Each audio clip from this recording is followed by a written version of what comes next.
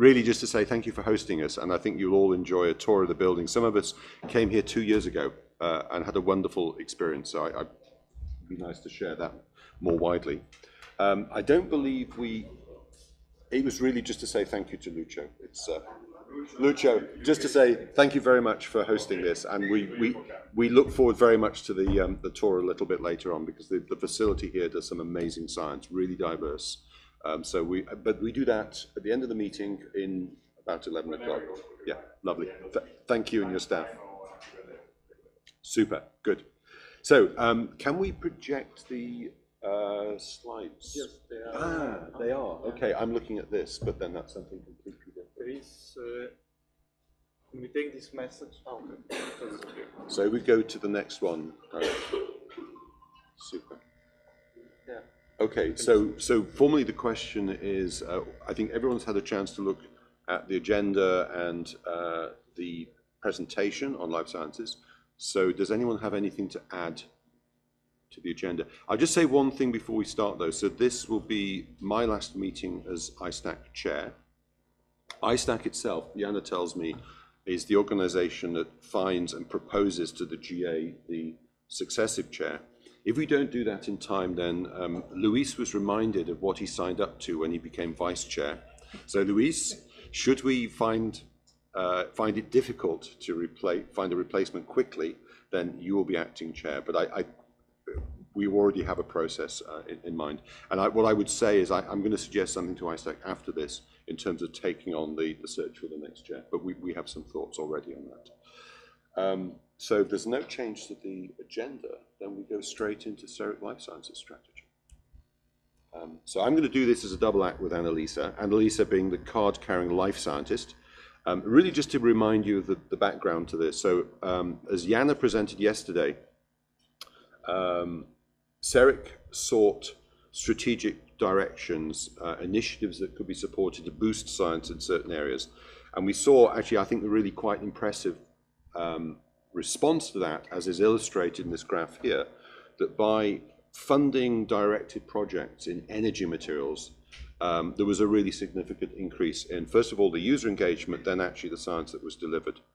And the question is, what other areas should we also support such initiatives? And what has come through in the last year or two is that we should at least explore the opportunities of initiatives in the life sciences.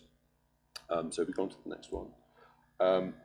And here really the A challenge, one of several potential challenges, the life sciences is an incredibly broad area. And we have a wide range of facilities that could, in principle, support activity in a variety of areas. We're mindful of the fact, we're mindful of the fact also that there are other initiatives out there. Instruct is one such. We have Peter Novak on ISTAC, who is also a member of Instruct, and we felt it would be unwise to launch initiatives which would go head-to-head with existing initiatives. So the challenge is to find areas which are well-suited to our capabilities, which don't compete with other initiatives, but also have the potential to bring in additional funding. The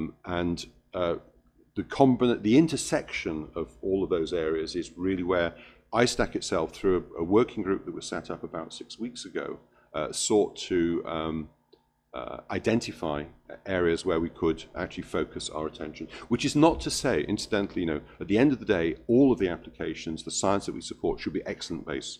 So this would be a particular initiative, but that doesn't mean to say we wouldn't also support other life sciences initiatives or open our facilities to those. So if we go on to the next one. After the last ISTAC meeting, which was about 6 weeks ago, we set up a small working group of all of those ISTAC members who are life scientists. And we threw some ideas around. Amongst those that we came up with was aging in a variety of forms, whether that's neurodegenerative disease, skeletal, muscular, diseases of the elderly, for example. And I think some of us are also feeling that as old age approaches, this is personally particularly appropriate. Biomaterials is an area that we're already active in, that interface between materials and tissue compatibility and so forth. And we also considered food sciences and technology, particularly as it's an area that is not well represented by initiatives supported by the Commission. But we came to the conclusion that we should focus just on one area rather than looking at several in parallel. And we're going to suggest to you, and Annalisa will take this forward, that aging in a wide range of forms provides a suitable focus. And we propose, and I'll come back to this at the end, that we explore this theme further in a dedicated workshop of ISTAT members, external experts, but also BOD members, particularly those of, I mean, Yanis, you're a key example of this, people who also have a life sciences expertise and insights in this. So we see this very much as a collaborative venture. In parallel with that, the working group has launched, and you've been approached to identify gaps in the portfolio. So if at the end we say, well, to really offer the range of instrumentation to tackle problems in this field, we need to have X or Y, then we would also consider going ahead and looking for... This meeting is being recorded. Thank you. Complementary facilities. And again, I think it's very important that we do this. Ooh, something strange has happened. In partnership. Is that all right? Yeah, that's okay. There's just a nice... You're like Castelos screaming at us. Great. And again, it's really important to stress that this is very much a collaborative venture. ISTAC with the BOD and the partner and the associated facilities and communicating with the GA. And I think at that point, Annalisa, we hand over to you as the real life scientist amongst us, at least on ISTAC. So you should change the slide? Yeah, or you can change it, you can come here and change it yourself, yeah. Okay, so I apologize that my voice is not at the top, but I have a terrible cold after the vaccine reminder for COVID. So what I would like to do is to tell you things that we all know, most of us know, but what I would like to do is to do some reflections on where we stand with the life science. And so what is life science? Life science is practically everything that has to do with living systems. And so it contains many things like biology, biological systems, enzymology, and so on and so forth. And so why are we interested in life science? I should say that I'm a chemist. I'm a physical chemist. So I started completely far away from life science. And yet I worked all my life in biological or medical-oriented institutions. And why does this matter? I think that it matters for a number of reasons. One is that, of course, it allows us to understand our body and how we function, the mechanism of the living environment. It contains the secret of life. And this is something that I think that even the person that is absolutely not interested in life science cannot be not interested in the secret of life. And of course, if we want to be practical, I'm not practical, I like basic science, but if we want to be practical, we must admit that research in medical oriented fields has changed our life, has increased our lifespan, and has improved our health. Now, this is where I think, my vision of why life science is important.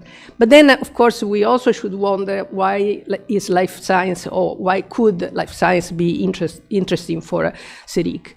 Now, obviously, many of you already work in life science, and of course, I do not wish to convince the ones that already do it, but also for the ones that are remote to life science. I think that in any case it increases the demand from users, increases visibility, because I think it's undeniable that publications in life science have usually a very high impact, and then of course increases the impact.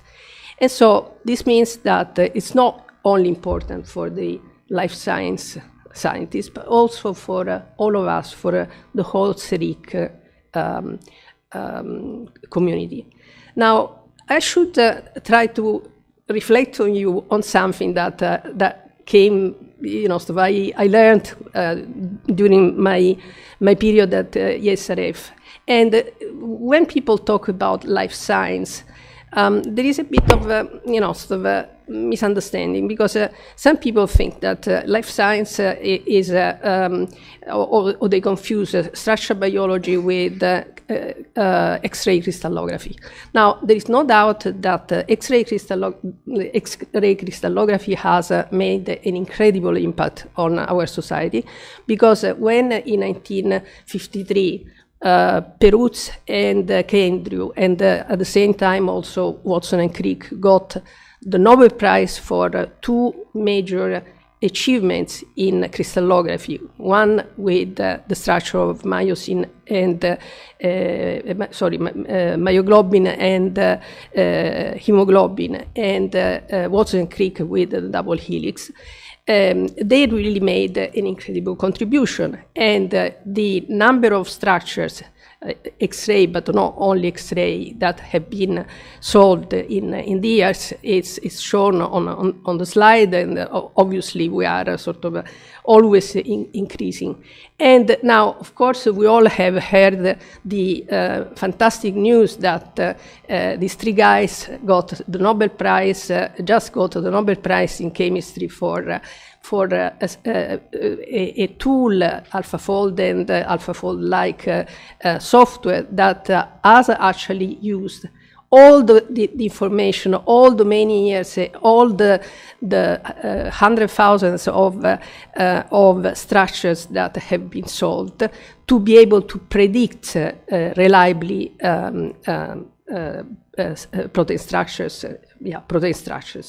But this, however, brings to a number of reflections. Now, first of all, I must say that I checked a bit some old files, old but recent files about the life science in Ceric. And I mean, really,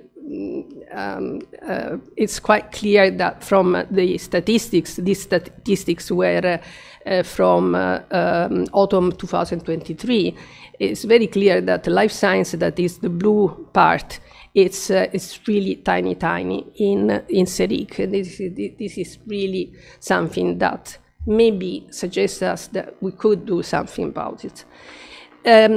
Also, I want to show this slide, which I took online on the web, so it's publicly available.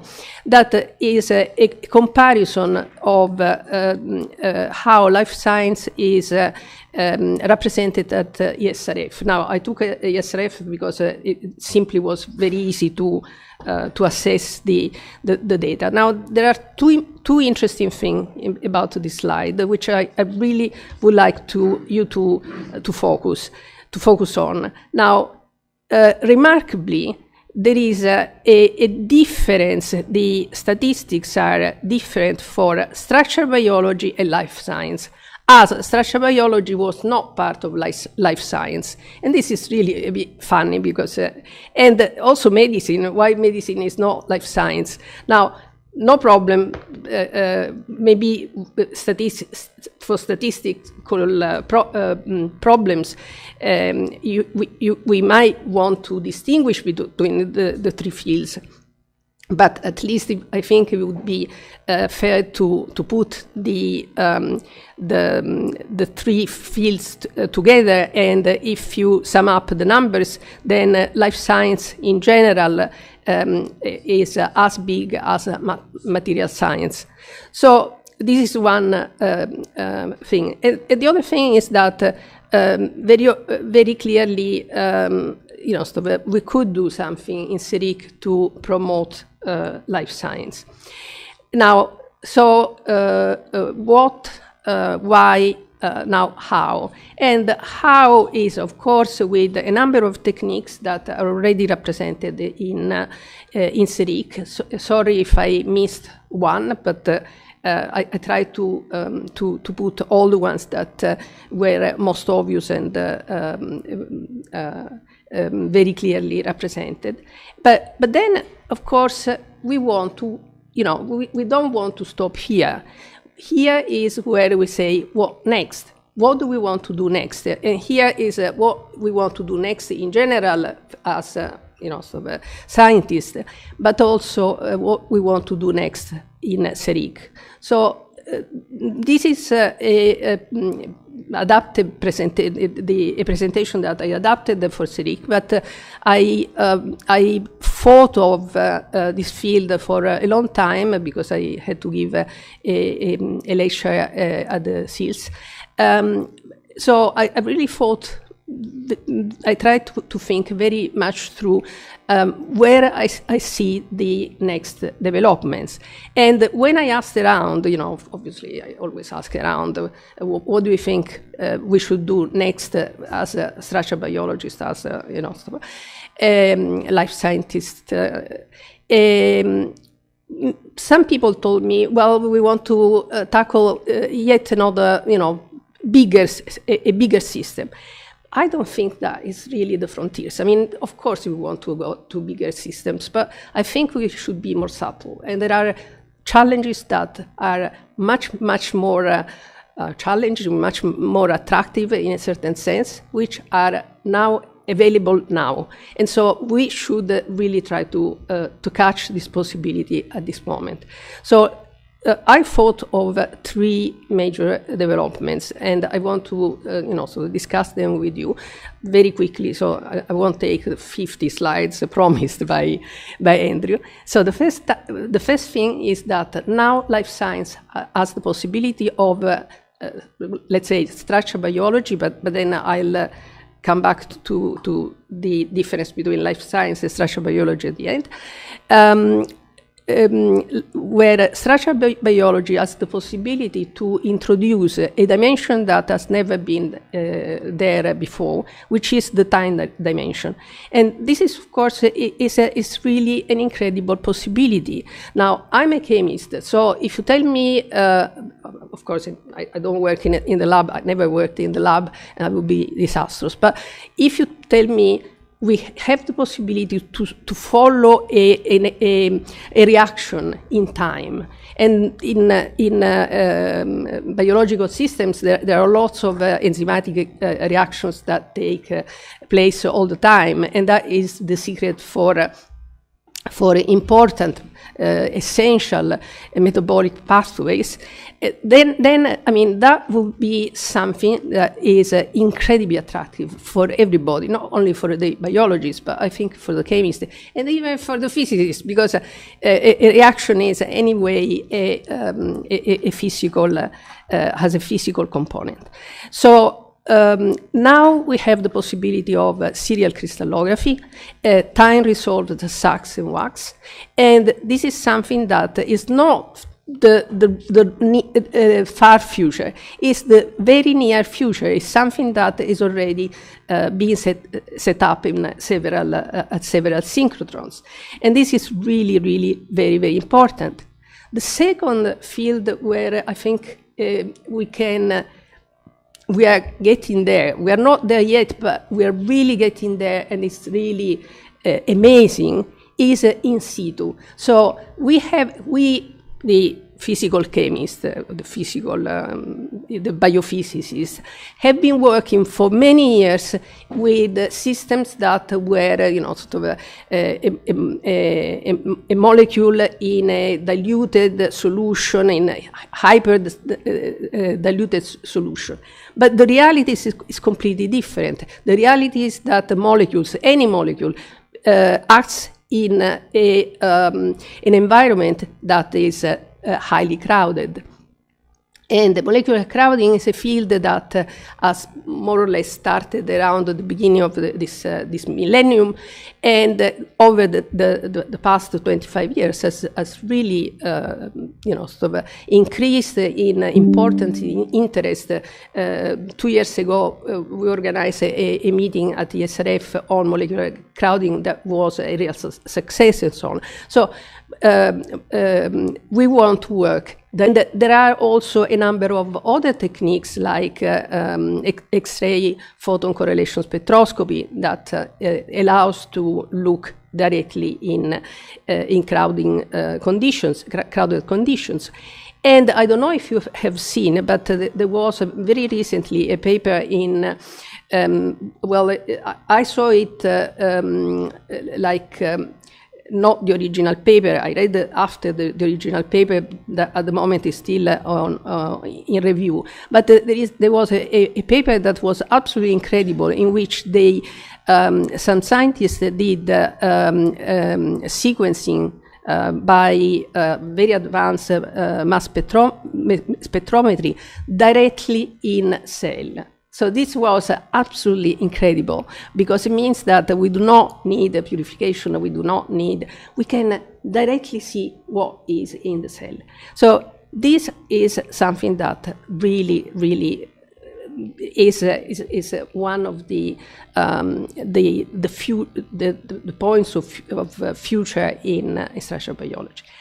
Finally, and this is something that I really would like to discuss with you, is that for many years we've been, sort of X-ray crystallography, NMR, because we are, sort of now single molecule cryo-EM, but sort of it was always, atomic resolution, angstrom, which of course are very dear to us, but it was only one scale. Now I think we should start projecting structural biology not as X-ray crystallography, but life science as structural biology. So all life science is structural biology, because structural biology nowadays offers us a multi-scale perspective. So the same problem can be tackled at the atomic level, but also at the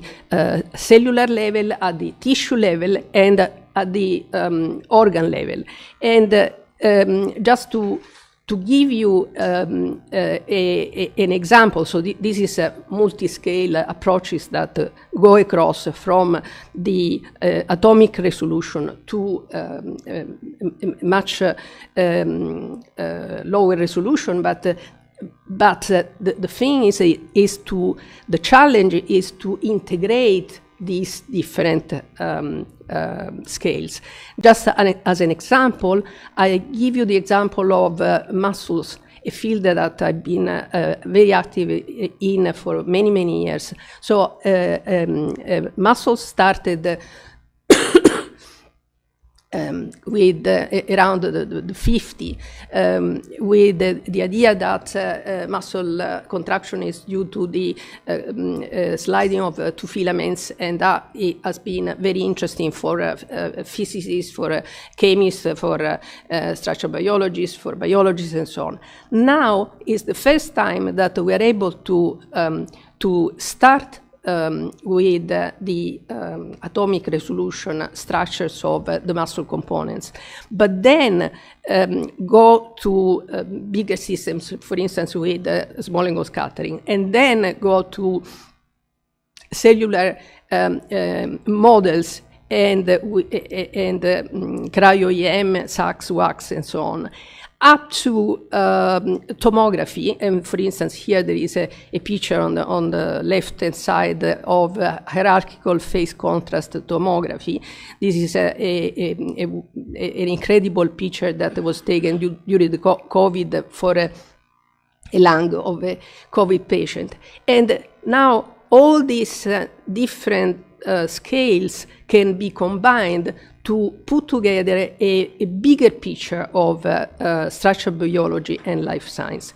So we can conclude that life science is, of course, much more than protein crystallography, but structural biology contains everything from crystallography to full-body tomography. Now, how can we strengthen life science in Ceric? And we discussed quite a lot, and of course we want to discuss it with you. We want to get your idea. And we thought that there are, of course, not all of us can do everything, and this is obviously true. But I really, really believe in ideas that can jump from one field to the other. And if, for instance, I speak with a material science scientist, I don't work with material science, but or hardcore material science, but I work with the biomaterials, and ideas that are obvious for a material scientist, I think they can really be transported to biological, the biological field. And that is really extremely important. So we want to have a transversal view of different teams. And so we would like to suggest the idea of organizing a workshop on aging. And why aging? I mean, of course, there are lots and lots of very interesting topics, but the idea of aging has come because it connects different life scientist experts. And the aim of this workshop should be connecting the life science experts, inform the non-experts, so tell the ones that do not work in life science that, in fact, they could actually come up with suggestions that would be extremely valuable for life science. Enlarge the community, because of course that would be also very important. Plan together the future of life science in Ceric, and improve our science. And the idea of life science was, of aging, was also because we want to capitalize also on the work already done by Janez and his colleagues on osteoporosis. And osteoporosis is a field that also is very badly connected with aging and life science.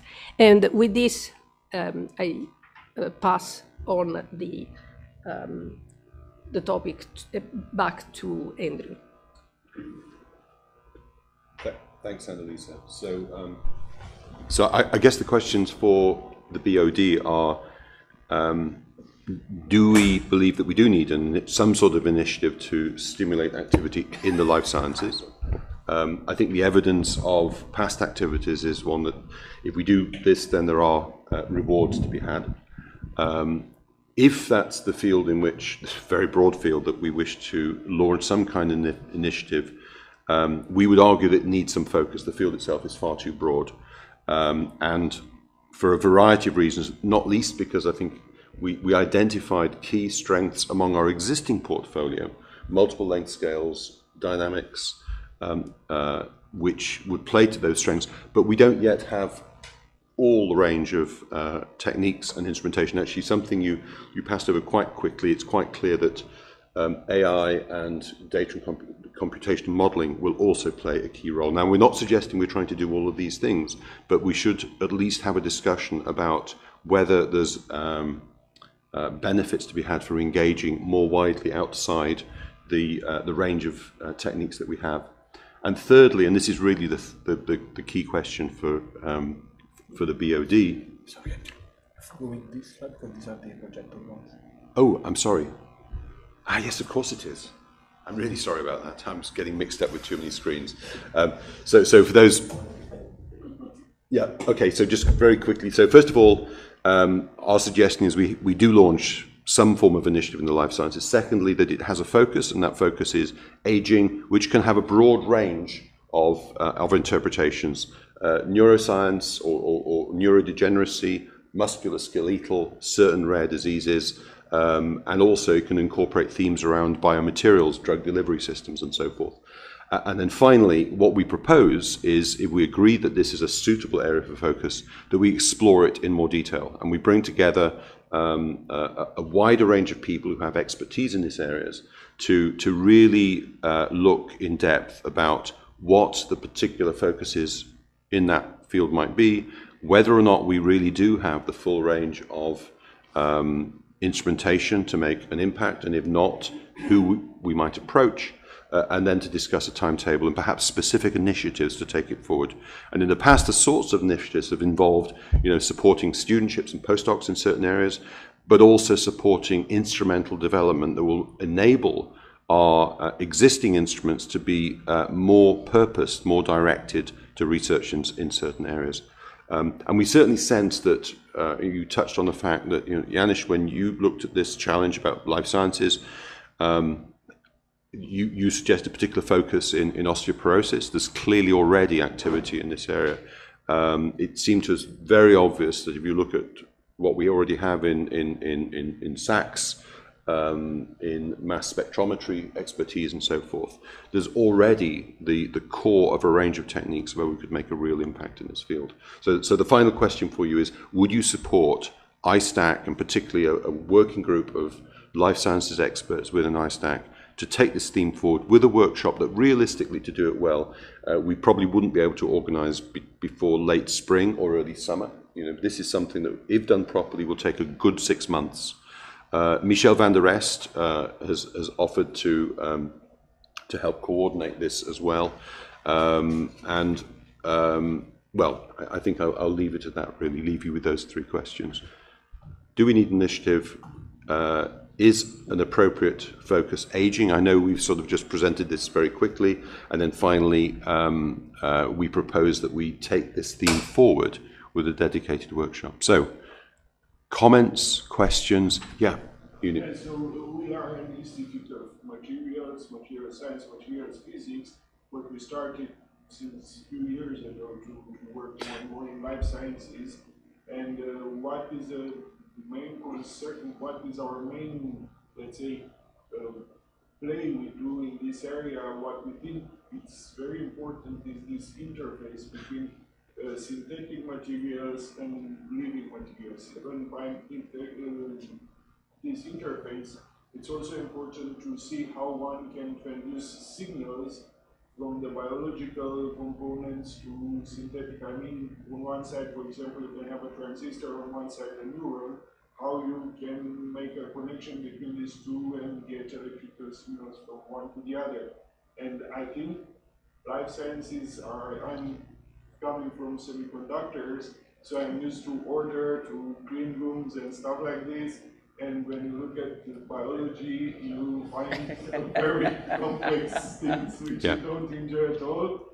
On one side you have electrons and nodes, on the other side you have ions and neurotransmitters and so on. So I think it would be an excellent idea to go in this field and to use all these characterization methods which we have, and this is what I wanted to add as, let's say, to connect this directly to the Ceric main field of materials, to look at these interfaces, because you have, for example, you have in California this Neuralink initiative where they just plug some electrodes in the brain of some people. I don't know how ethical this type of research is, but I think this is a field which in the future, and this can be connected to aging, because you need all kind of plugins to replace some functions which you don't have anymore. So I would say it would be very beneficial for Ceric to keep the high level of research. It will be very difficult because you need to bring together people coming from different fields and to make them understand each other.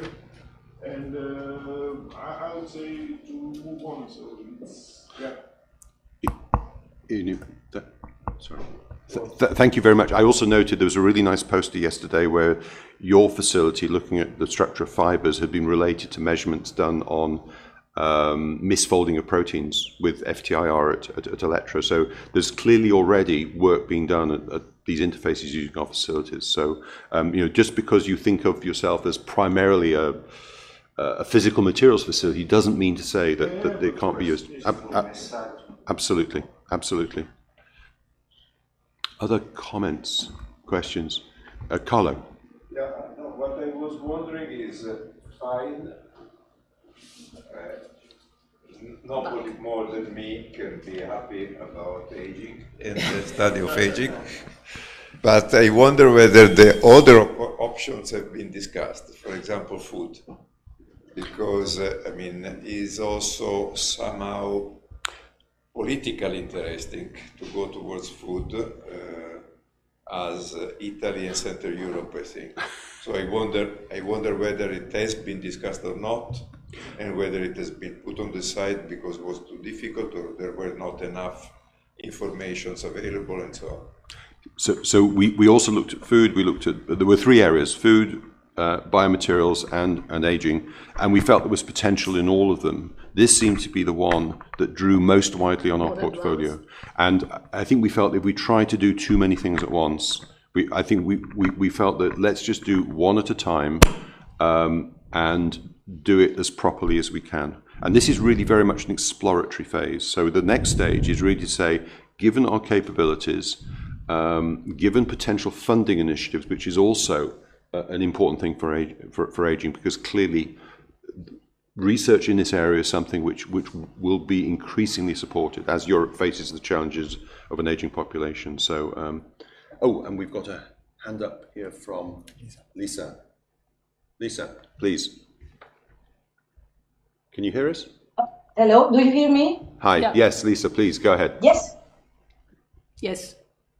Okay, so thank you very much for the opportunity. So I needed to switch the volume because I'm following from YouTube. Okay, I will try to do like this. Can everyone hear? Giving me a while for setting the things. First of all, I would like to thank Annalisa because she highlighted that life science is not just structural biology, but there is much more. And in Ceric, I guess it is represented by many techniques, also for what is concerning the microscopy approach. So one comment before the theme of the aging is that I guess that one of the main advantages to be part of Ceric is the fact that we have many approaches at different time scales and spatial scales, but for sure we need to strengthen a little bit more the dialogue and to work on sample support and sample preparation in order to create a much interconnected space of data and I would say of hyperspace, okay, of information regarding something related to life science. Doesn't matter which is the topic. One comment on the decrease of the number of proposals. If I may comment, would you please talk to me? Yes. Yeah, Yes. we hear you, Lisa. Okay, great. Life science users, they are very demanding for two reasons especially. First of all, they require a large statistics, especially if you think about imaging, for example, of tissue, cells, and so on. And then this time, this is a little bit conflicting with the limited time that we can provide in facilities. The second point, it is most of them, they require extensive time for data analysis. They are not able to do themselves, and then you need a very deep involvement of the scientists. That implies not only to do a trivial data analysis, but also for us to study on the topic of the users and try to I would say, interpret correctly the data. So this is maybe one of the reasons for why this field is maybe emerging less than the importance that it has. That's as a beamline scientist perspective. So for my experience with life science users. For what is concerning the topic that you are commenting, I think that aging is a very broad topic that can, as has been already mentioned, consider many aspects of the aging, from more biophysical perspective up to systemic, I would say, and total body characterization. So I guess that this could be a field that really harmonize many facilities. So just a comment that was mostly on the first part for me. Lisa, thank you very much. I think this challenge of, oops. I think this challenge of the commitment involved in, yeah, please.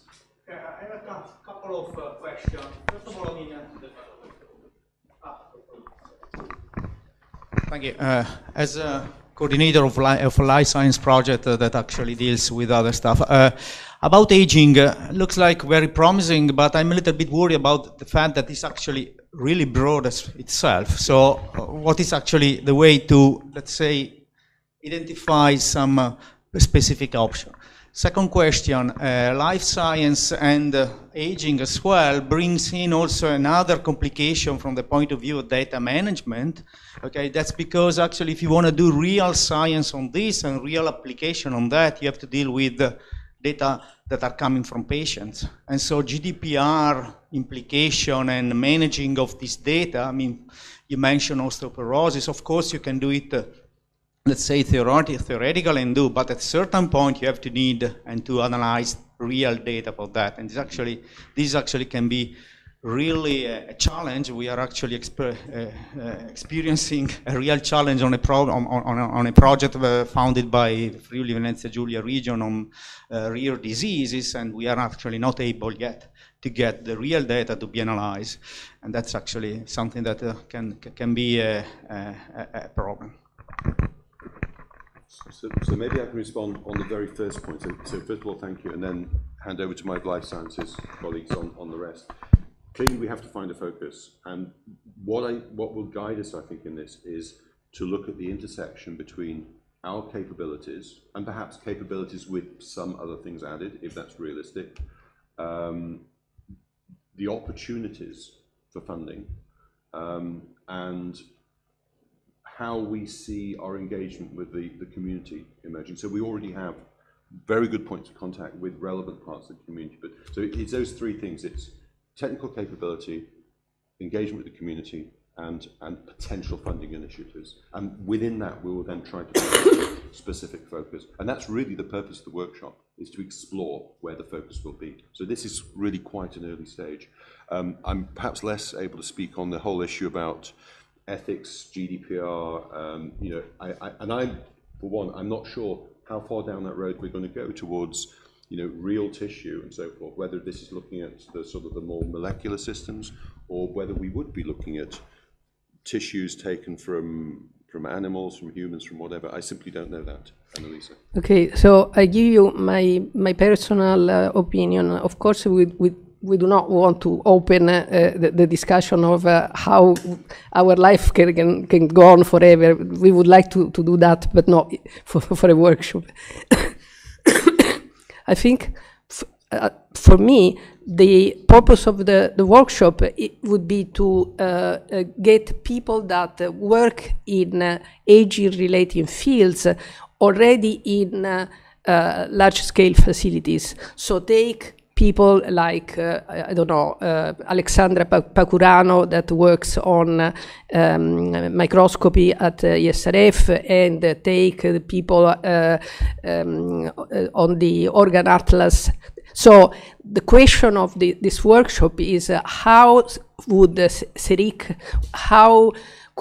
Ceric help life science scientists to do the work? Therefore, the problem of ethics is something that is, completely aside this workshop.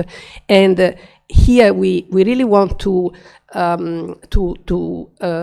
make sure that everybody does what you have done, that everybody enlarges the capability of technical capability that you all are incredibly good at, to open to a field that maybe some of you has not considered.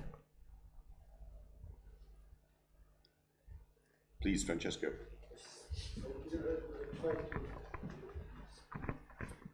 Can you hear me from the mic? Okay. So, okay. Talking about techniques gap, I think that if you talk in energy aging, we have just mentioned osteoporosis. I think in the Ceric portfolio we lack some facilities for X-ray tomography. If you want to study bones, you need X-ray tomography, both on synchrotron or on laboratory. But absolutely, I think this technique would be necessary. And remind that this technique means huge memory storing capability of data. This creates terabytes of data. So we have to think it to this, in my opinion, knowing that we will need also some material upgrade on the facilities. Thank you, Francesca. I would argue that X-ray tomography is a technique that we almost certainly have to add to a portfolio across the range of science that we support, whether it's energy materials, whether it's life sciences, whether it's cultural heritage. And that issue about data storage and processing, sometimes it's solved at the facility itself. There are facilities that say, we take responsibility for this. And that's actually a move I would encourage. I don't think we, Ceric, have anything like the financial means to support. I mean, this is millions a year investment. And we can't do that. So I think we have to partner with organizations that would also provide the storage and the processing capacity. Yeah. Before we move to the next question, just for the people, for those that are connected, we are almost everyone is here. So if you have some comments, please raise your hand and speak, because the chat is not really useful in this case. Thank you. Okay, I have two comments. First, at the EU level, I think we are entering in a very crucial moment, because we will have the new Commission, and there are new initiatives that are starting. There is a biotech communication, which is very important. They want to build a biotech hub.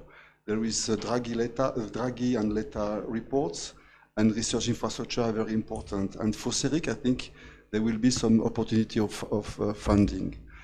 And then what I think is that we are two technologies sometimes, and we tend to push the technology to the application. But first we have to understand what are the needs of the application, what are the needs of the life science in terms of technology. I think it's important to have a survey or a workshop with life scientists in order to understand their need, not only pushing our technology, because, I mean, in most of the cases, they don't understand what is an X-ray, diffraction, SACS, etc.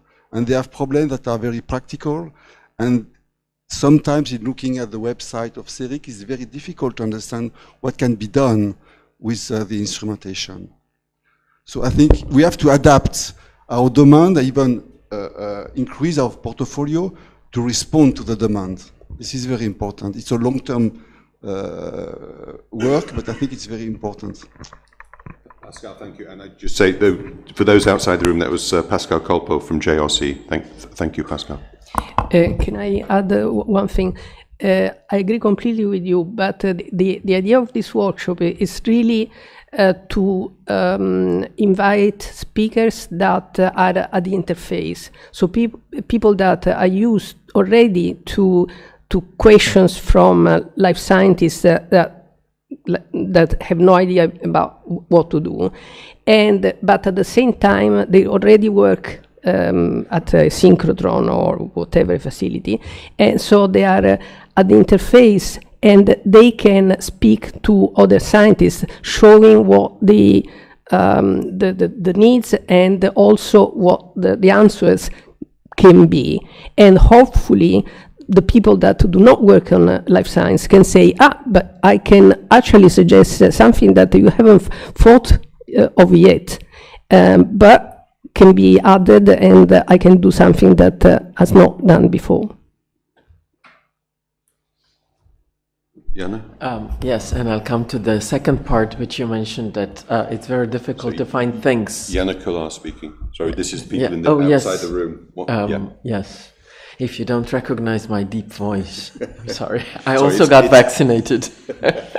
So, yes, that it's difficult to find things on the website. Now, Ceric is a platform that enables, that can easily enable access to various topics, from batteries, fuel cells, to life science, aging topic, for example.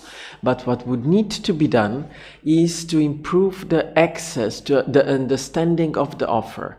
I think that for this, what we need to really focus on is the AI, so that it would help users. User could identify, I have this problem, and the reply would be a set of techniques that are appropriate, including the articles that were already done.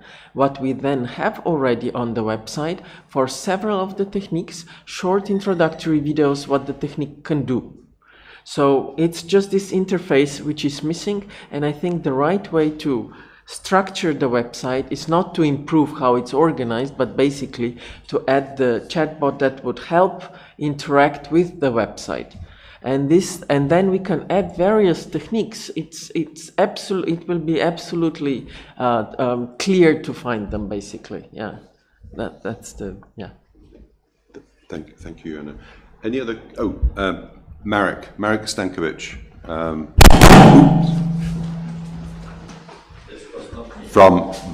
From Solaris. No, it wasn't you. Okay, thank you. Good morning. Working? Yeah, okay. First of all, I appreciated very much your presentation today. It was very good to me and very educational to me, Annalisa. Then, idea of the workshop is excellent. I think we need to start with that, because as far as I understand, maybe this is wrong picture that I have, we have two, let's say, directions. One direction is to increase the offer for, let's say, the community, life science community. And I think the second direction is probably to increase the option for internal research, so the research which is done by Ceric. Please correct me later if I am wrong. And so we should probably start with inventory of our manpower, not the instrumentation, but the manpower, the research groups who are interested, or maybe all are interested. I am interested very much in this research, but I will not do that, because this is fantastic area of research. So it would be useful to even have inventory of the groups who are interested. Maybe they haven't started yet, but they are interested in starting. Then, and when we look at these capabilities in manpower, second, this, and from that, also, from that we will have the answer what instrumentation is needed for the internal research. Because if we start from the instrumentation, that we can probably, we want to have everything possible available on the market. And if we see that, if we decide that this is very attractive area, and I think we decide, then we can consider broadening or reaching out for external groups to support us, because this is case of Solaris, how we do. I mean, we have capabilities, instrumental capabilities in doing research in this area. This is cryo-M. Now it is almost ready, is this infrared beamline, which is very valuable, with also some, let's say, spectrometers with laboratory sources that they can do, let's say, offline in terms of synchrotron experiments. So we have instrumental capabilities. There is we have limits of the research groups, but in our environment there are very very well-known institutions doing live research. We have this Max Planck laboratory, 1 kilometer from Solaris. We have the group which is very successful in research, doing study of pharmaceuticals and so on. So we can reach out to these groups, and if this is the decision, we then access them as associated facilities. I have been always a bit skeptical about, broadening and broadening and broadening the number of facilities in Ceric. But okay, if we go in this direction, this will be necessary from my point of view, and I would be happy to promote life sciences. But we will need this reinforcement, manpower reinforcement for sure. Because it's just one more sentence, because this is my experience. I also am interested in aging, but my experience is that if you have, it is not always the case, but if you have a group or groups or scientists that have expertise in certain area, it is very difficult to convince them to switch to slightly another area. It's difficult, and despite that, it might be very successful, but you have to have some mechanisms to force them to change the field. So this can be the problem. Okay, thank you. I won't reply at length, Marek, because I think this is actually the sort of thing we'll explore in the workshop, but I think it's a really important point that if we're to support more research, we will need to think of ways of getting more manpower. Again, within the resources of Ceric, it's limited, and this speaks about combining forces with other research groups, also getting external funding. If it's going to be a major initiative, it'll need significant external funding. What is quite clear, we've already heard it from the comments, is if you are going to introduce more life sciences in your facility, if it doesn't exist, also the sample handling and preparation side of it will be crucial, and that will also require technical support that has expertise in this area. So absolutely. So I think all of this speaks to the need to actually have this workshop and really and be realistic about it, because we may have wonderful ambitions, but we have to find ways of supporting it. And we within our existing facilities, we are already operating at the edge, so this will require funding initiatives as well. So thank you. Janusz, please. So Janusz Plavec from Plavec, sorry. Thanks. For a British, you're doing very good. I'm trying to learn Slovenian. How much time you give me? Because you guys opened a lot of issues that I would like to respond. First of all, I wish to thank Annalisa, and I'm always shocked, almost shocked, how bottom-up approach does not work. That it has to be top-down. So Annalisa, thanking you for this initiative. I think aging is too broad, it's too popular, too populated. Ceric needs a niche. I would go muscle and skeleton, early diagnosis. Because what I realize, post-mortem diagnosis doesn't help anybody. If I look at bone of disease or brain holes, it doesn't help. But we need to understand life, and that's one you touched upon, right? Another point, to find a niche. Go to Marek first. I think internal research is the game. Because what we are missing here, there are many Erics that work in this area. So we would need another workshop, multi-Eric, I don't even know, depository for different cells, depository for different disease, and instruct one of them, and so on and so on. So that, I think we need a niche, and where this part of the world is strong. And from my own perspective, early diagnosis, we just had it, it's going to sound popular, but RNAs, microRNA are going to be drugs, and are becoming drugs. And we are a strong group in Ljubljana, so if you guys join with us, we can pull something off. With several postdocs, we don't need something big. Let's go back. We had good discussions, you remember, a few years back. People were excited, but exactly as Marek said, but I'm busy on the other project. But energy was there. So if we pull several postdocs on the floor, and with specific projects, of course, approved by ISTAC through all international relations, we can start working. I like workshop idea, but I think we have potential to pull off immediately with some realistic outcome. And I am a guy that never puts infrastructure first. Always idea and human expertise first. Tools you can get, and there are too many. You know, I can talk for longer, but I think I don't want to abuse your, but I think it will take several more discussions. Yeah, no, absolutely. So, Yanis, thank you. This is really just the start. I would still suggest that a workshop is a good. I'm not hearing anyone saying it's not a good idea, and we need to absolutely need to find a focus in that. And it doesn't mean to say we shouldn't. But here I would turn to Jana, who's more experienced with the various initiatives that can be. That isn't to say that we can't also support initiatives to take action sooner. But I don't know what. I mean, so we'll come to that. We'll come to that. But so I think what I'm hearing is we need to find a focus.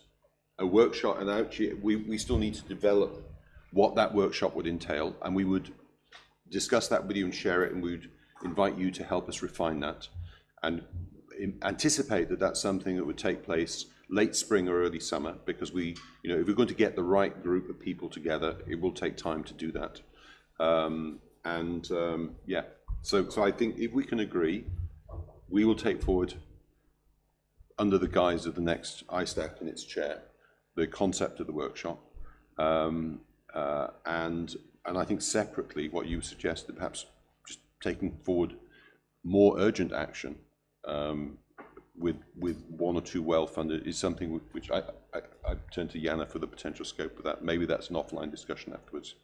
But I also really appreciate your enthusiasm and your passion for this. Sorry, it didn't sound. I don't want that Jana or any particular person feels challenged. No, absolutely not. Because you put forward this proposal, I think, 2 years ago, and at the time it didn't really take root, and I think it's time to come back to that, to be honest. Okay, thank you. I think in view of the time, and does anyone else have any?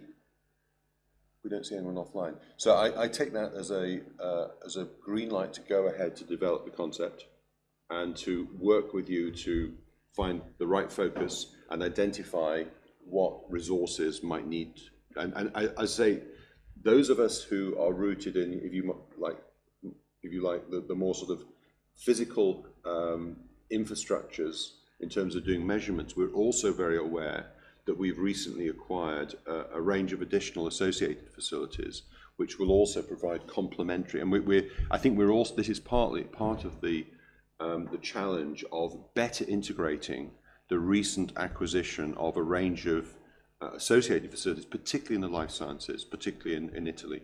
And I think part of this will be to better understand what you can contribute to this as well. So I'm looking at you, Pascal, in particular, because I think there are discussions around the exploration of the recent expansion in Italy that we need to take forward to understand how you can contribute as well. Okay, I'm going to suggest we stop there.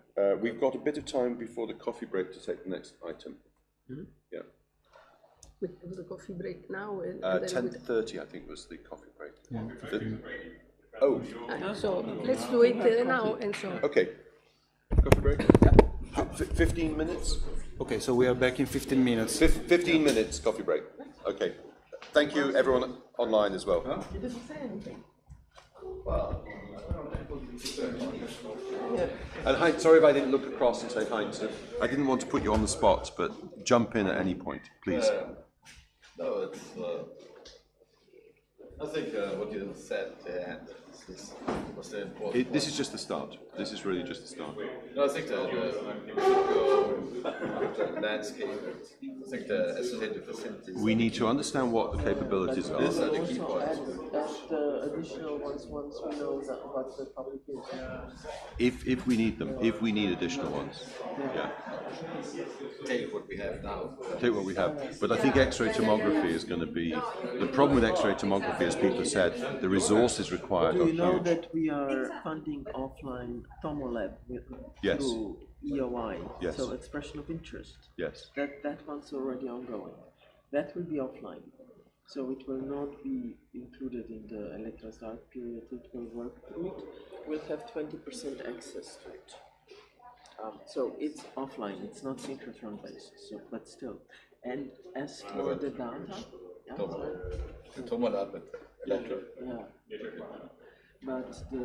exactly. And as for the data, we have within the previous round of this structural funds allocated to facilities in the south, also got access. Well, also bought a supercomputer, which is not used so far. But it was meant to be used also for Actually, that's a potentially variable because they've got capacity. So just to keep that in mind, because that's currently not exploited yet. Yeah, that's capacity we might So likely want to. also for the data, we have discussed with Slovenia that they would host our data. They are buying a second supercomputer for 50 million. Oh, so this is because they bought one. You bought one 2 years ago. Yes, and they are buying the second one. So this could also be an option. Okay, coffee. We had a very pleasant evening, pints with the tea. That was good to do, actually. It was a good bit of tea.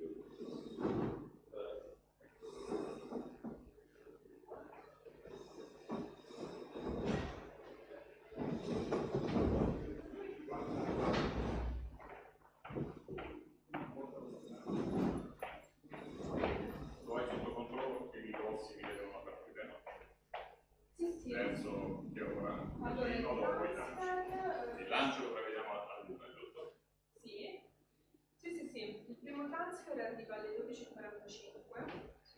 E chi parte alle 12:45? Ci sono 2 persone, IVA e non mi ricordo chi altro, vanno via prima del pranzo.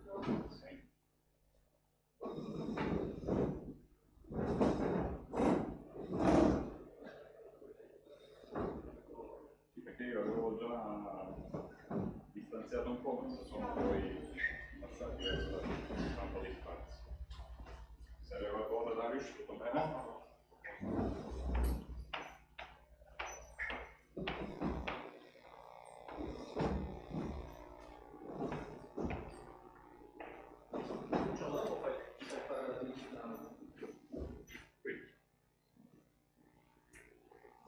Ci sarà un lancio attivato con un fascio di protoni.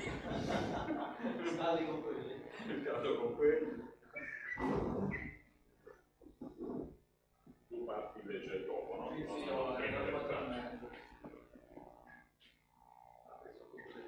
Se abbiamo infinite quelle che non abbiamo il tempo di aggiornarle. Molte sono storiche che ci ricordano che eravamo giovani. Questo è l'angolo del vanto. Abbiamo qui lì, non c'era niente, era tutto vuoto.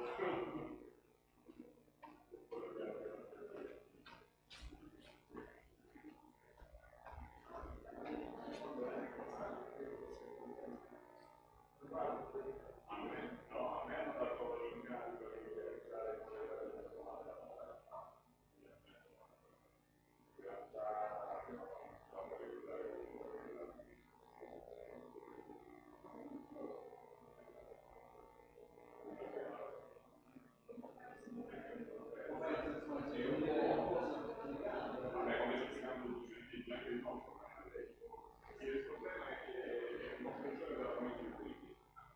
e quindi tra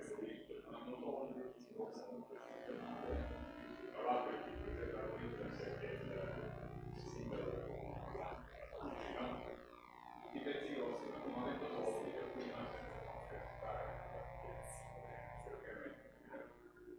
un po' facciare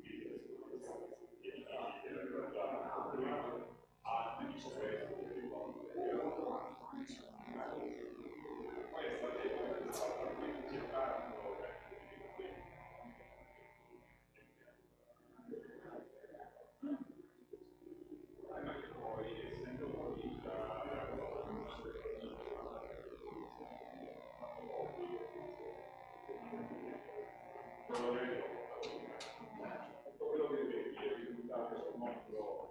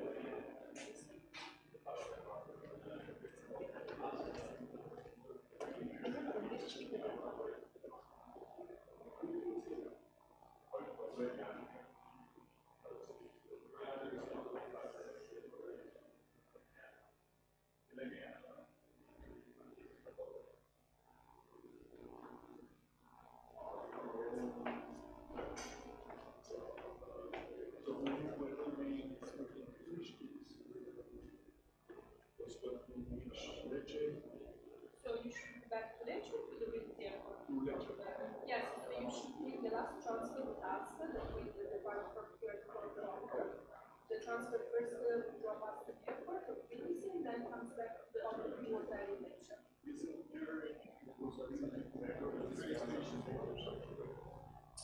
I think so, maybe I can ask. It says direct to the. I saw that there is going to be strike, yes, so maybe.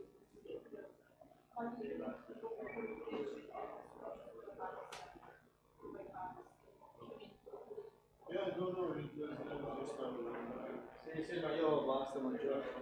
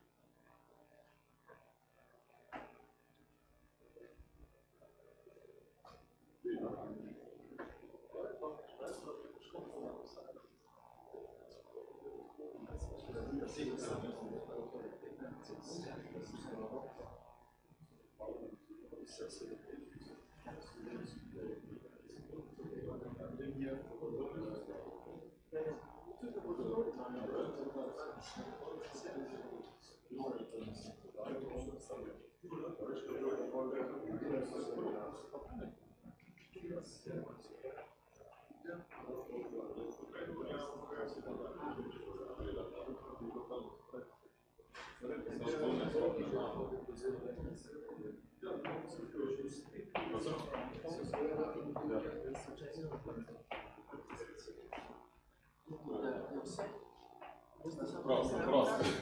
Я абсолютно не знаю. Как доказую заказ,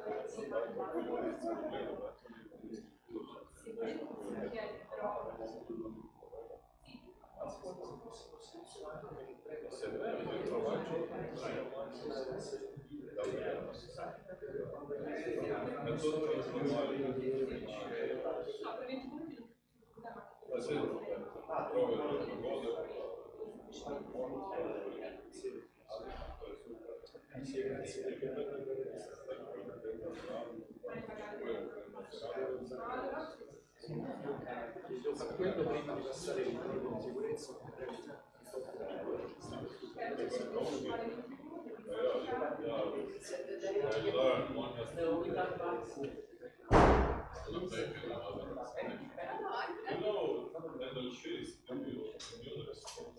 I don't know. I'm not there. Last year I did because I went for 4 years, but if something happens, I'll pass it.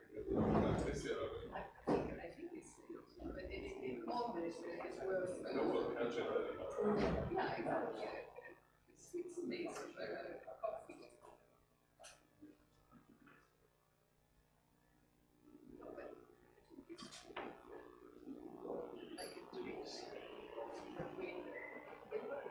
Yeah, there's a little stuff and I can say that's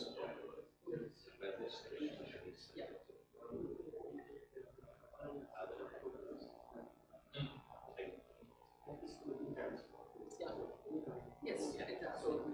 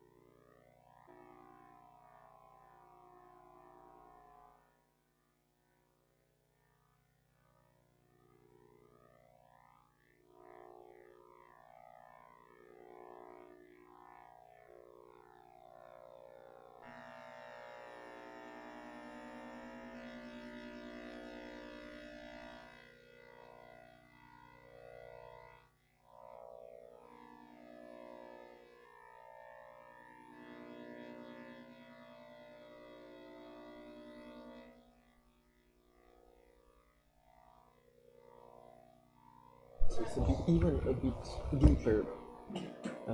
It is, I 70. almost didn't bother introducing Sorry. you. Yeah. Okay. Thank you. Can we start?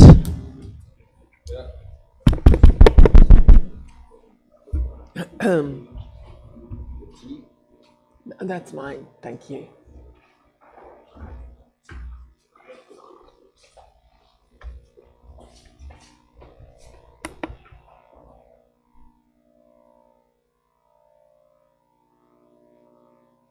Good. Are we back? So the people that are not here cannot say no, of course. Yes. Thank you. I'm sorry.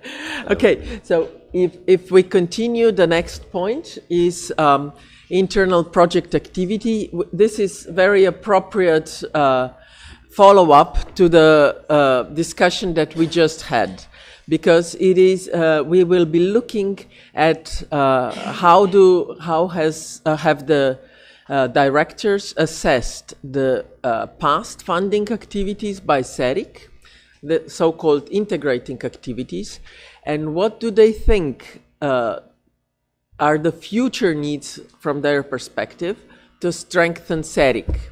Again, with respect to the internal funding activity, internal funds. Just to let you know that this is preliminary input into the discussions. We don't know yet how much money will be available for internal activities next year. But it's good to start the discussions. First of all, with the overview of the past activities. So we have sent around a very brief questionnaire to collect the data from the directors regarding, first of all, how do they assess how well the past activities that we funded met the objectives. And in the chronological order, the activities were funding of research grants, 4 of them, which started in 2016, then the battery implementation plan, which was infrastructure investment to increase the capability to serve the battery community better, meaning, so this is something that relates to previous discussion. If we identify the topic, it's not just enough to have neutrons and synchrotrons. You usually need some, communities need some specific things. So once we identified battery as a priority, we had an expert group. They said, well, glove boxes and potentiostats is something that this community would need. So battery implementation plan was about this kind of investments. Then Integra, which was again investment in research infrastructure, but in this case in life science. So how can we, in this case Ceric funding, which is small, we can't build a new beamline, for example, but what we can do, and it makes sense, is to look at the various infrastructures that we have on a certain topic and add some small additions so that the whole is more than before. So basically that the interaction between the capabilities of complementary work are better, is increased. And then there were the PhDs, which are now, some of them have concluded and most of them are close to completion of the work. So we have asked to assess these past activities which are finished or nearly finished from 1 to 5, 5 being excellent, 4 being very good, and so on. So all of them received a very high score. So basically at this point I wouldn't even try to differentiate between them, because they were, the results are between 4.4 and 4.8.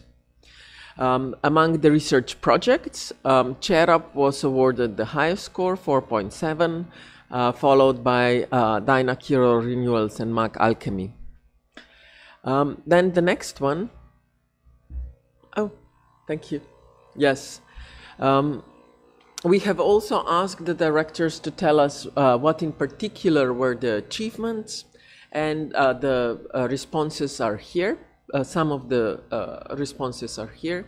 First of all, within Ceric, there were advances in electrochemistry and collaboration, a very good collaboration between the Austrian partner facility and Czech partner facility, during which also the design of the operando cell was implemented. Now at the Romanian partner facility, the TEM installation for energy storage research was implemented with upgraded with the capabilities for energy storage research. And in Croatia, they started some battery research activities which they didn't have before. And the same happened also in Hungary, right? Sorry, I need to go back. Yeah.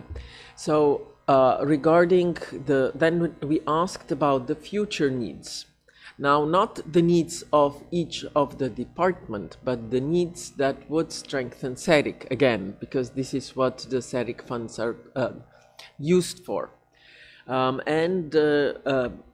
First of all, we asked again to score from 1 to 5, 5 being most needed.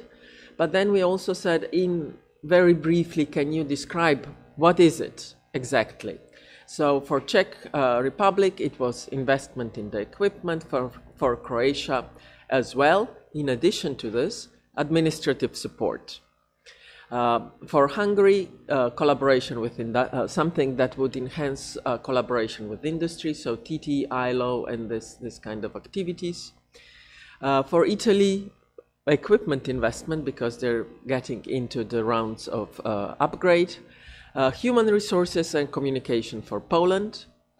For Romania, research grants and infrastructure, and Austria, PhD and infrastructure. You can see that most of the facilities do need infrastructure, which you see here, now represented. The darkest color is score 5. The lightest color is score 1. If there's no color, it means that there was no score allocated to it. I guess that was not a priority. Sorry?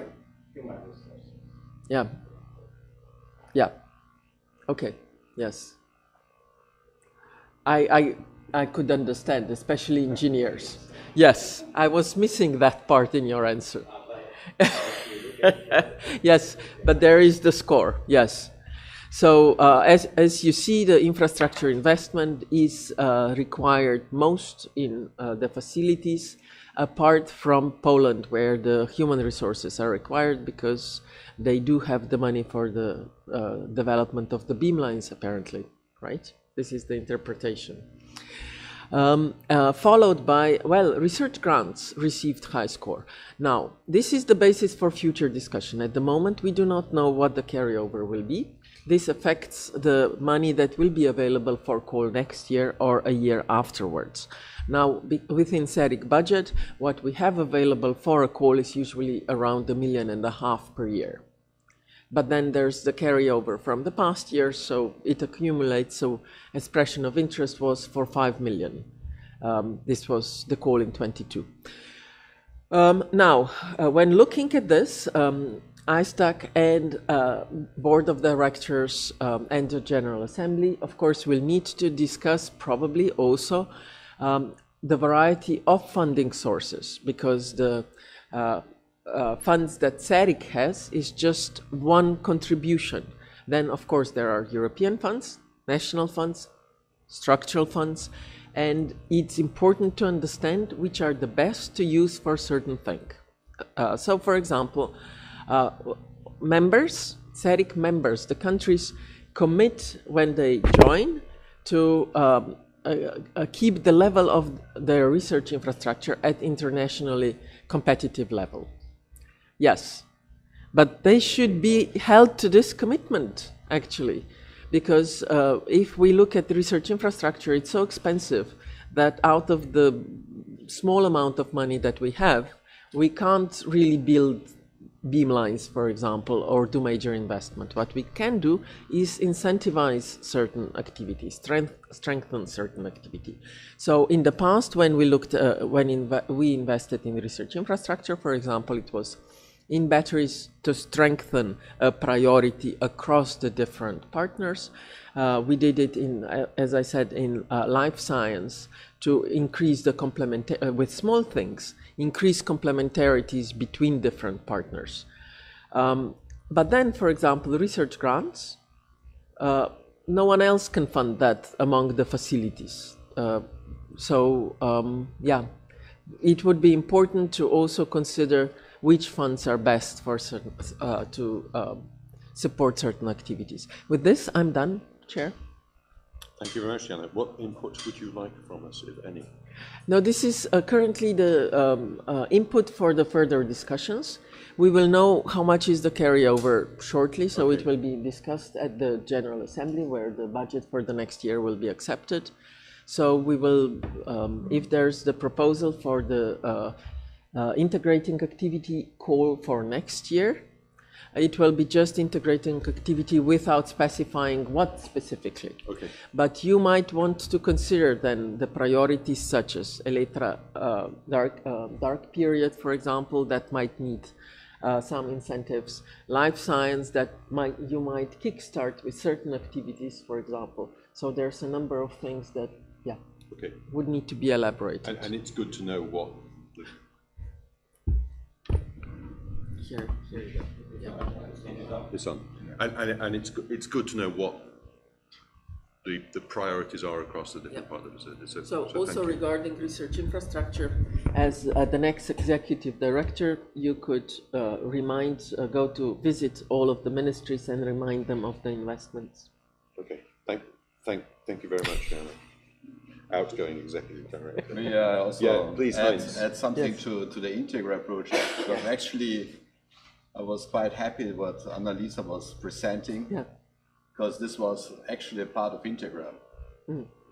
And so we were already moving in that direction. I think it was quite successful. It could have been exploited much better, but we did the best what we could at that moment.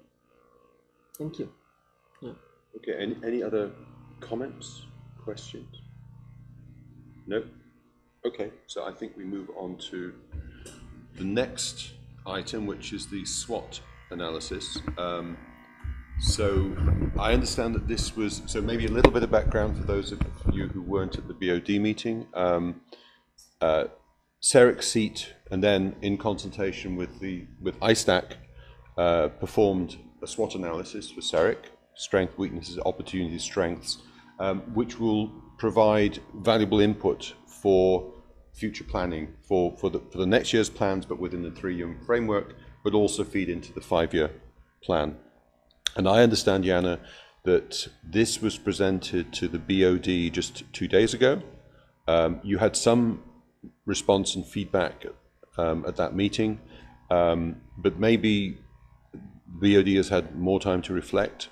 I don't suggest that we go through every single point on every single slide, but what would be useful, I think, given that this is then going to be an important part of future planning, is to invite BOD to provide further input with ISTAC present, perhaps for discussion about whether there are points that have been missed, whether there are points that you don't agree with, and whether there's any clarification needed.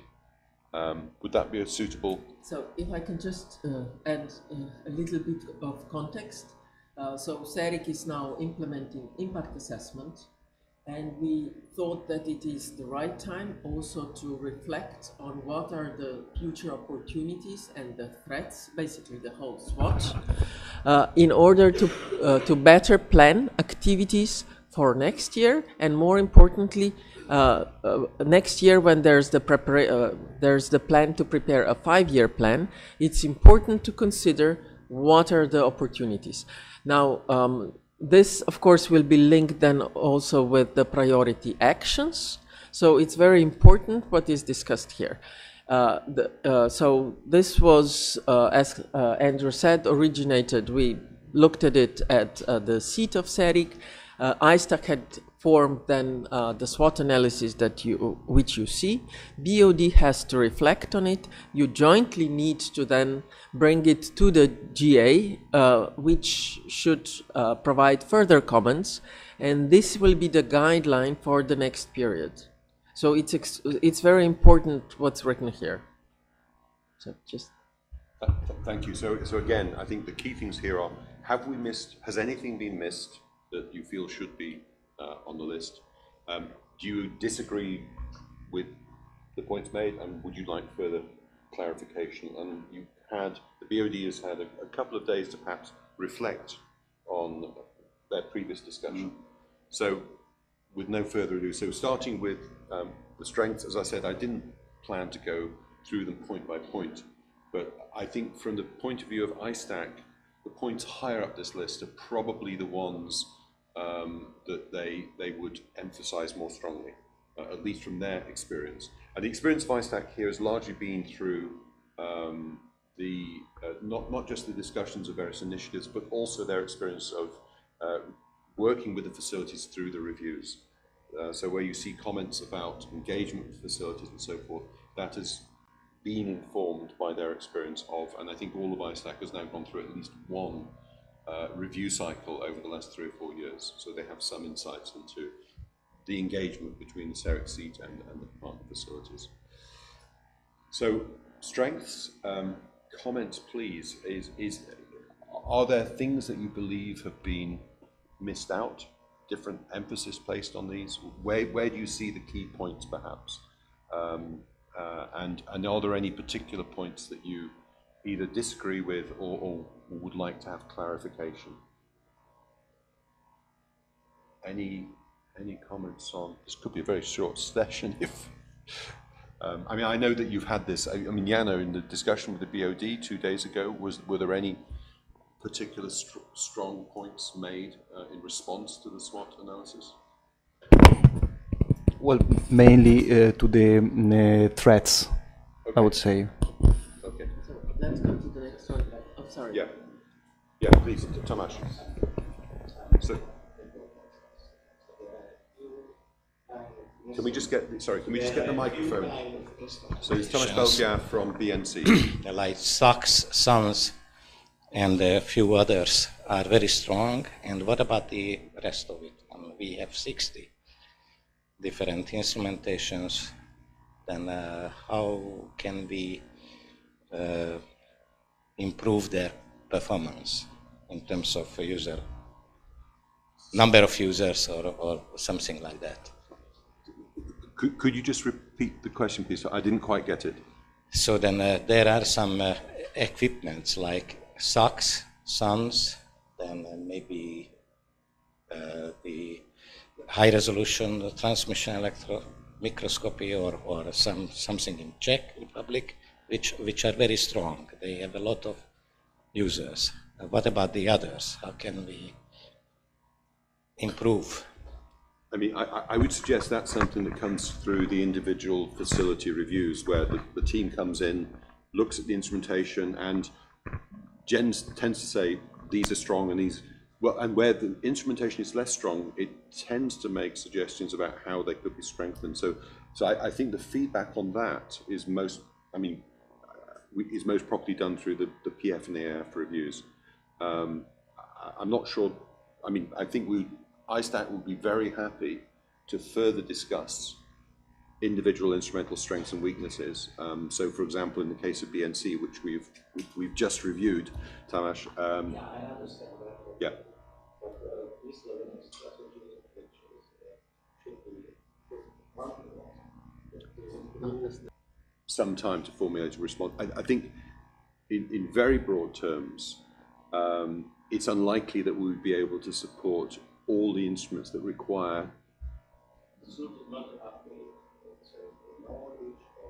Yeah. So what we do just this is a topic on which we try to do. We have a range of activities. For example, that's why we publish on the website short videos presenting them, and then using also these videos to promote it on the social media, for example. To explain where we are with this. Then also, when you have the priorities, you can describe them. So currently we have a separate part dedicated to the energy materials, so batteries and fuel cells, which list the techniques which can be useful, which is good for the users because it increases the visibility. The further visibility can be increased further with what I mentioned earlier, modification of a website in a way to include the AI which would propose the relevant techniques for the problem. So these are the activities that we are planning, but that's so as Andrew said, those are the activities based on the SWOT. In this case, what you're proposing is a weakness that there's a low visibility of some techniques, which could be added then to the weaknesses, which are on the next slide. So, sorry. I'd already gone forward. Okay, yes. Yeah. So if your suggestion, Tamas, I think I understand now, is that we should add to the weaknesses, then we can... Yeah.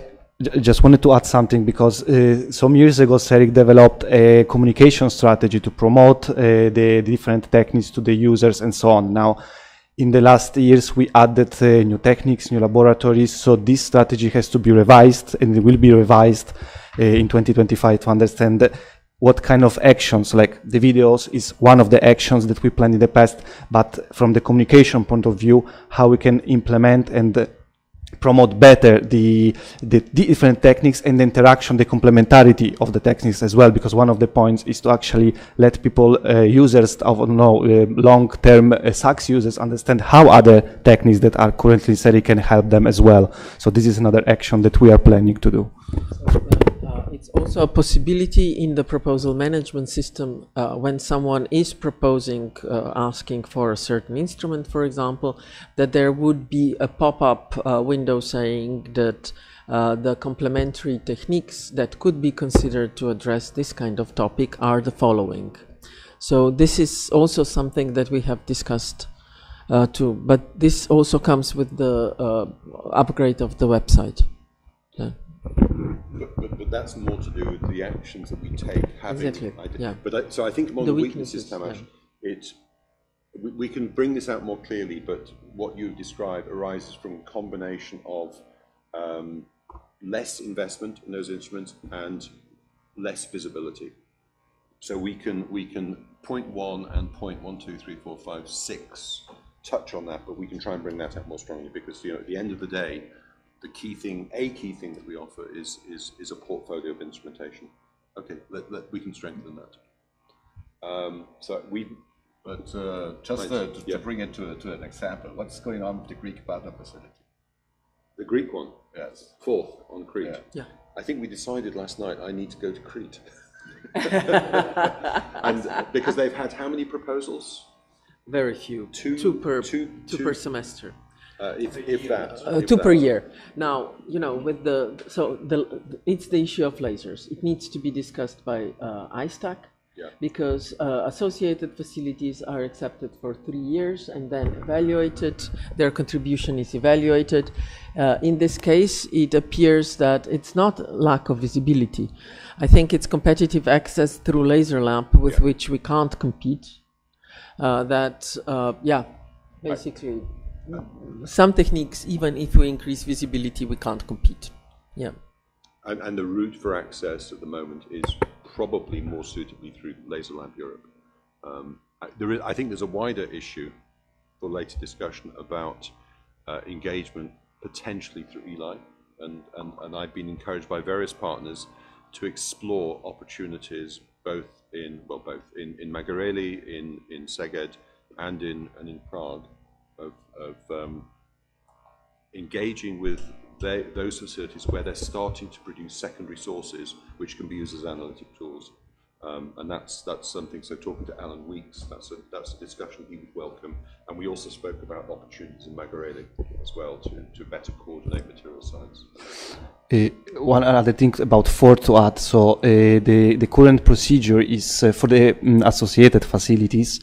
Is to a review of their activities within Ceric every 3 years by the board of directors. Now, a couple of months ago, during one of the board of directors, there was we present some of the data about Ford. There was a short review, and there was a suggestion from the board of directors to for now to keep providing access to Fort, but to understand what are the priorities of the facilities and if they match those of Ceric. So we've been in contact with them.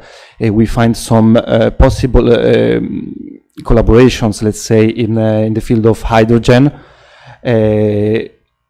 But the point is that it's up to the board of directors at a certain point to decide if this facility, based on the input provided and the feedback from the users, if this facility is still complementary to the already present laboratories. So, I mean, and I guess that the procedure says that every 3 years it should be revised, but I guess that board of directors can require to do this process even earlier if necessary. It is not explained in the process currently, but it might be a possibility.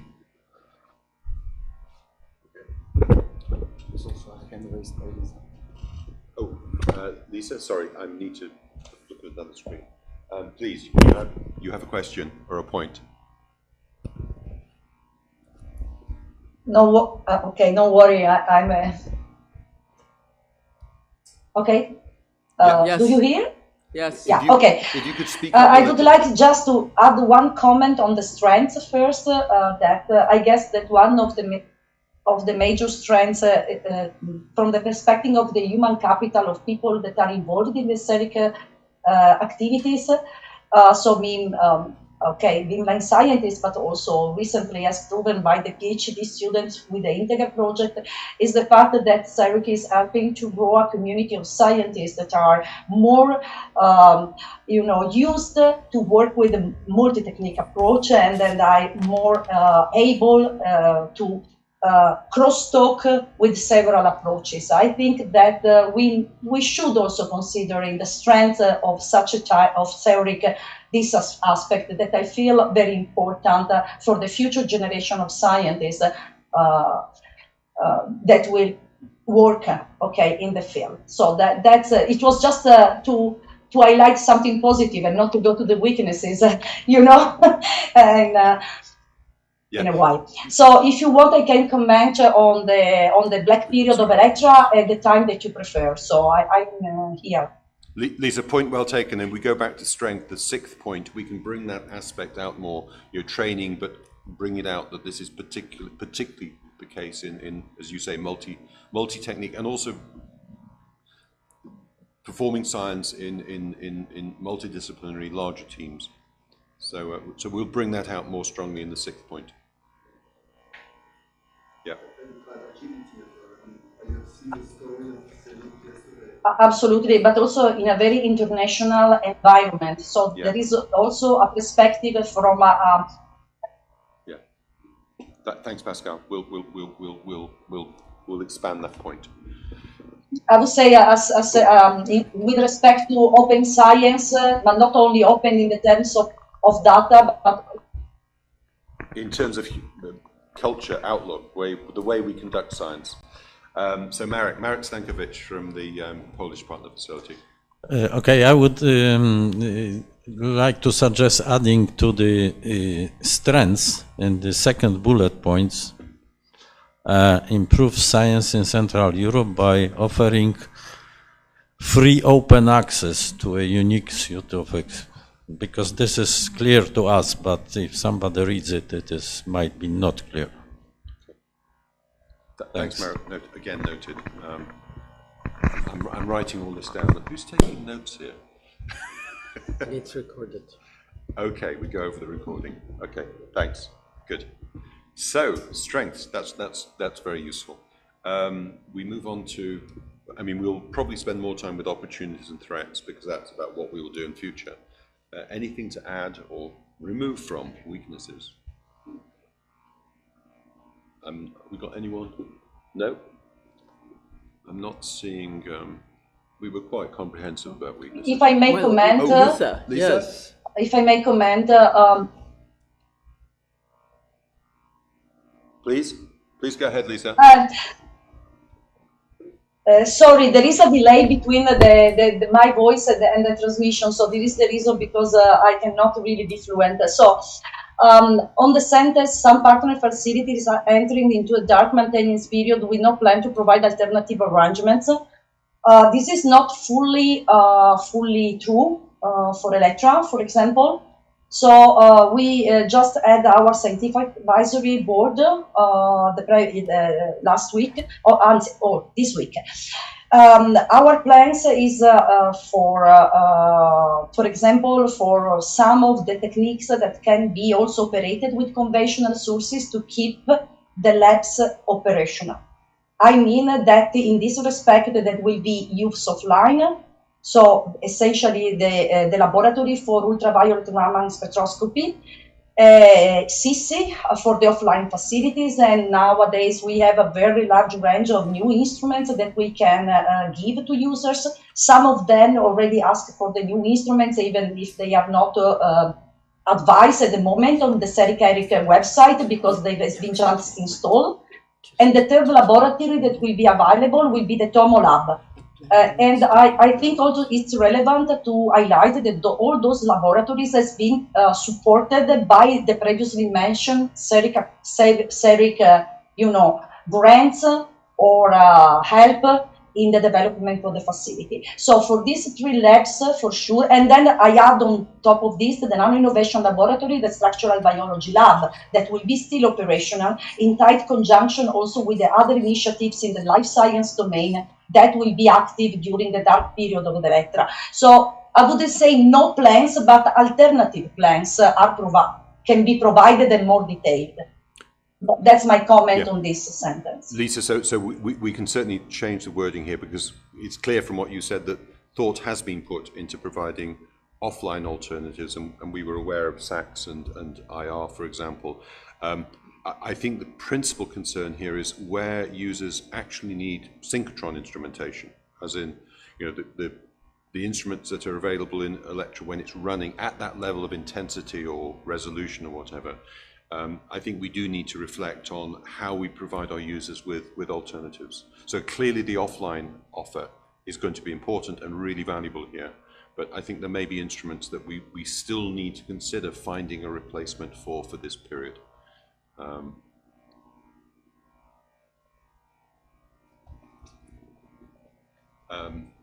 Marek again. So are you meaning especially the tomography, I guess, with phase contrast, for example? Okay. Yeah. Or where you really do need that extra intensity to be able to perform an experiment. X-ray scattering, such. Yeah, yeah. So I think we need to look at those instruments where the users will continue to wish to have access to beam lines on an operating synchrotron, which we're not. And of course, we've got the capability coming up at Solaris. But I think Marek, for example, on small angle scattering, you won't be offering instrumentation in the Electra dark period at Solaris. So I think we need to look at the total. Okay. Depends on the length of the dark period, right? Yeah. So I think when it comes to the planning, we really need to have a discussion around the total offer. Good point. Yeah, in synchrotrons, and so we really appreciate that thought has been given to offline alternative capability, and also there's been discussion with Tamas and colleagues at the Budapest Neutron Center, where I think you're going to be coming online early next year, perhaps. But I think again we need to think about if that is delayed, what we find as an alternative. And Lisa, just to update you, because you didn't take part in the previous meetings, because this is a standing point in all of the ISTAC meetings, it was also discussed that, of course, not all the techniques would need to have, let's say, a new access mode at another synchrotron. But this would there would need to be a priority established where this would really be felt necessary. Yeah. And we're also aware of, Rudka Boskovic has a dark period coming up, and in this period, we would look to. We have the facility here, which will provide some capability, for example, in ion beam which techniques. is in our open access already. Yes, because exactly. You will not provide access for this period of time. For the next call. Yeah. Okay, any other points? Marek, again, please. I was just changing adding something to the first bullet point because it again can be understood the lack of investment by Ceric. And I would say lack of investment by member states and or representing entities. Very good point. We'll definitely add that. Yes. Yeah.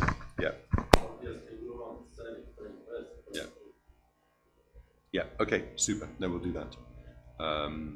Lack of investment by member states. Okay. Any other points on weaknesses? No? Good. So we move on to opportunities, which is more to do with what we're going to do next as a priority. And again, comments, questions. We've actually talked about the first point already. Comments. I'm not sure what might be channeled back through BOD. I haven't heard. As I was not present. No, you weren't. But and it was Marco who was chairing, and he's not present. So who was? And I wasn't present. Darius was there.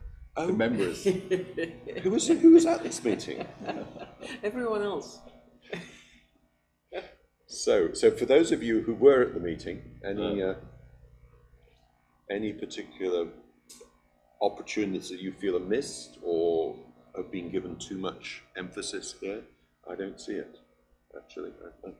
Looks like people are fairly content with at least that list. And I should say, by the way, there's a second page of opportunities, which is more to do with doing more of what we're doing, but just doing it to with more energy, with more resources, and so forth. In a sense, it's more of the same, but we see there are particular opportunities in some of these areas. I mean, I don't think anyone's going to object to us develop and plan around these opportunities. But I think the key thing is, have we missed anything? And I can't turn to you, ask what the BOD thinks. So BOD members who were there, was there anything that came out of the discussion? No, I'm not seeing afterwards. Or afterwards. Marek, Eva? Marek, yes, please. I can always rely on you too. No, there is, I don't see it, but it is increasing international visibility. Is it included here somewhere? Yeah, that's an interesting one, actually. Well, so it's an activity. So you can identify it as a weakness, that there's not enough international visibility, and then the activity would be increasing international visibility. But, yeah, okay, I thought that it is... Or, for example, you added to opportunities. The last point here is EU is increasingly open to ERIC's in funding schemes, which opens opportunity as lead or partner in future funding calls. This would only take, I mean, for this you need increased network and increased visibility. Yeah, so you can add it here or in the threats, but not as an action. Yeah, I understand it is somewhere there included, but I think if somebody reads it and, for example, for new facility or new member, international visibility, that's... Wouldn't it be, if it's not just the business of expanding the membership, but also making sure that the world says, hey, there's this organization called Ceric that's doing something remarkable in Europe. The world says. So I think we can expand the second point. Yeah, we'll do that. Thank you. Second point. So, and I need to put another P in opportunities. Yes. Luis. Yes, just as a side thought, in a canonical SWOT, usually opportunities is looking for something that is happening outside Ceric, so that you can jump in and take it for an opportunity. And I think after reading through them, all of them are written in an internal way. I don't know if, as a side activity, we could look for these external opportunities that we could jump into. I don't know, for instance, Green Deal for the activities that we do in energy, because a little bit, everything here is a starting action plan towards something, but it's not identifying external opportunities really. In the weaknesses, there is a mix of both, but here in opportunities, I think that everything is internal. Before the coffee break, we were talking about opportunities in life sciences because something is moving outside Ceric. So I don't know if we could review this into this light. I mean, it sounds like a longer discussion, which, by the way, is not to discourage it, but I mean, I think some of these do imply jumping beyond what we do at the moment. I mean, the first point does imply, I would argue, jumping beyond what we do at the moment. And the last one. And the last one, we didn't have the Green Deal work, but it's implicit in funding schemes. Yeah, so the last one particularly relates to the partnership, for example, that open new opportunities to which we could join. But yeah, this is just a comment on the last.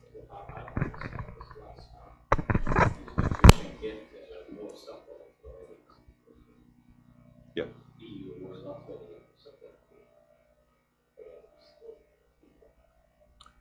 So.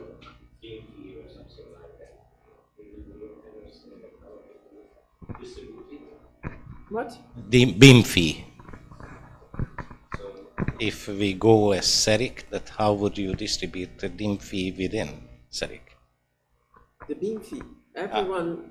Yeah, if we get in a TNA activity which is financed. The eligible cost. This is how we do it, and you get this funding, including a part of our overheads. I mean.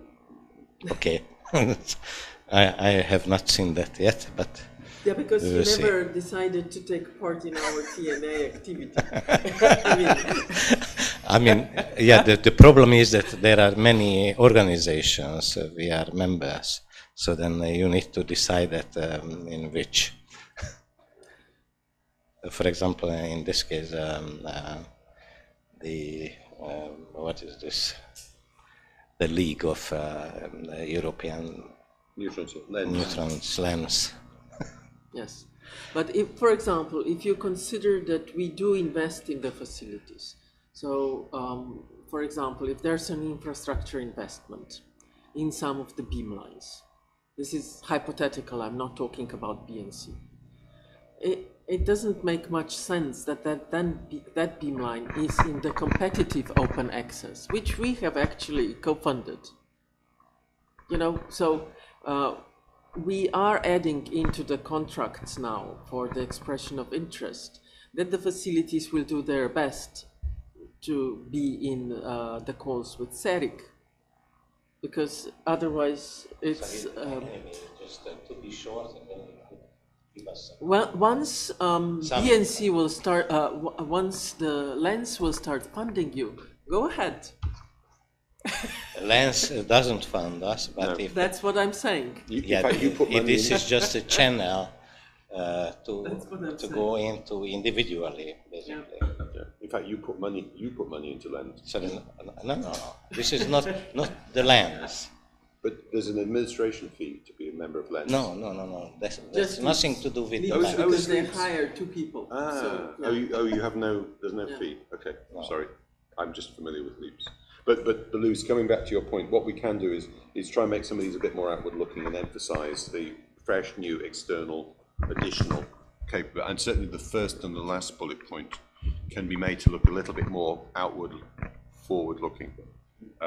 But again, if there are any opportunities we've missed, please. Yeah, Pascal. Yes, I come back to what I said before. I mean, there are many initiatives at the EU level. I mean, there is strategic autonomy is very important.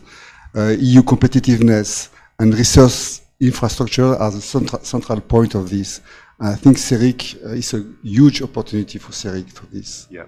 And there is biotech, advanced materials, raw materials. There are many applications that can be addressed by Ceric consortium. Point well taken. So I think what that tells us is that this last bullet point needs, I mean, if we think there's some kind of order here, is way up the list. Yeah. Yeah. Yeah.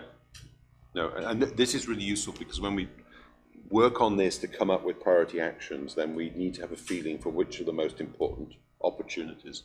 Okay, super. And this links us to the past discussion about life sciences, for example, because in this case we want to then link to the partnerships that cover research communities organized in research partnerships on European level that cover this the domain, and where we can then promote these infrastructures. Yeah. So we'll do the same with as we did, for example, with the hydrogen research partnership. Yeah. Okay. Hydrogen research Europe. No, that's very useful. That's very useful. So finally, threats. There are sort of two categories here. The first set are really to do with what happens if we don't address our weaknesses. And then in addition, there are some separate, if you like, new things that we haven't, or emerging things that we haven't really looked at in any great detail. I mean, cybersecurity is something that came across in the ISTAC discussion, not least because we all know facilities that have been completely stopped for a year. I mean, there's at least one synchrotron that basically did nothing for a whole year and is still suffering greatly because it had a serious cyber attack. And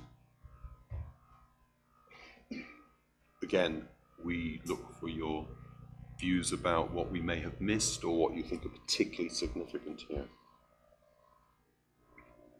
And some of these were a little bit generic, you know, economic and geopolitical instability. I'm not sure there's very much we can do about that, but at least we should be aware of it. Yeah. So.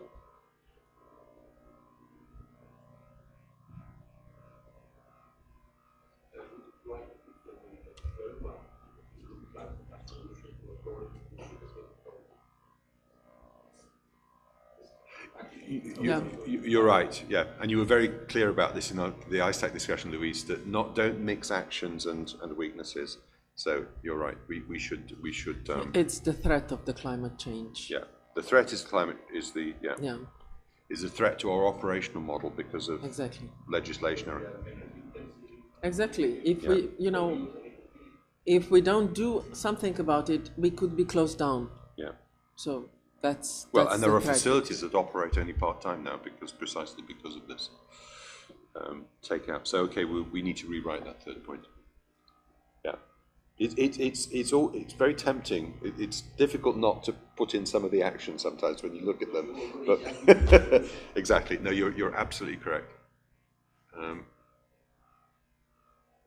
So anything that's important that we've missed, or where you really want to, like you did, Pascal, say, we need to think about that last point, putting it higher. I mean, the next step is for us to work on the plan, and of course we will then discuss it with you, and you can change priorities at that stage. But to provide a good basis for the plan, I think it's important to get it as right as possible. I'm not seeing any. No. Okay. Good. Well, I think, Jana, that's probably as far as we can go with this, because now we have to work with it. Yeah. And I will.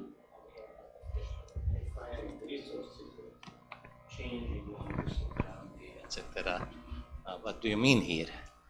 Why is a threat? Oh no! Well, that was so. Discussed. Yeah. So that's so. Luis reminded us that we shouldn't mix actions and threats. So we will take the first half. We will take out the first half of that sentence. So, yeah. Okay. Yeah. I don't think you're under so much threat at the BNC, but synchrotrons in particular have a real challenge to meet their bills. Yeah. Okay. From members, the last point: members or member states.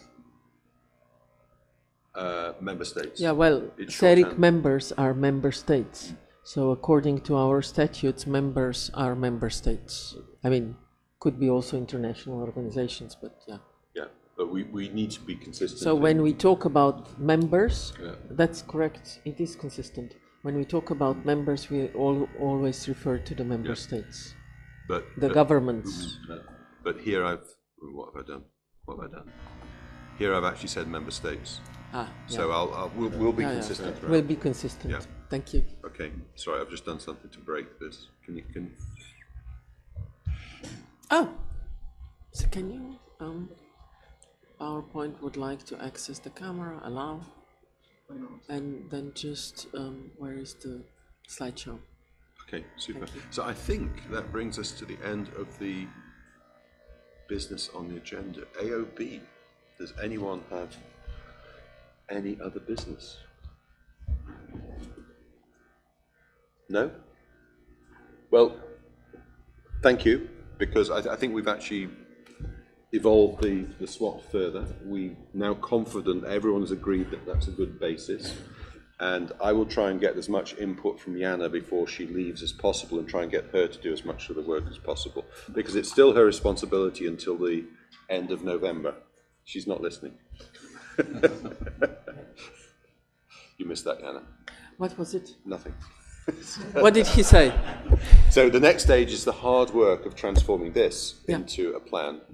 And I want... Oh, good, I was talking to him because it's none of my business. Well, it is. It's still the end of November, right? It's still your business until the end of November. And I hope this isn't the last we see of you as well. So we will find ways to continue to engage you. I mean, I'll still be phoning you up saying, Jana, why did we do this 3 years ago? So, so no, I think this is it's certainly our last ISTAC BOD meeting with you, Jana. So thank you very much for all we've done a few thank yous, but thank you for all your guidance, support, hard work behind all this over the years. I've certainly found this, I could not have possibly done this without at least being able to go to you on a regular basis to ask, what the context is. So thank you very much. Thank you. And thank you. Well, yes.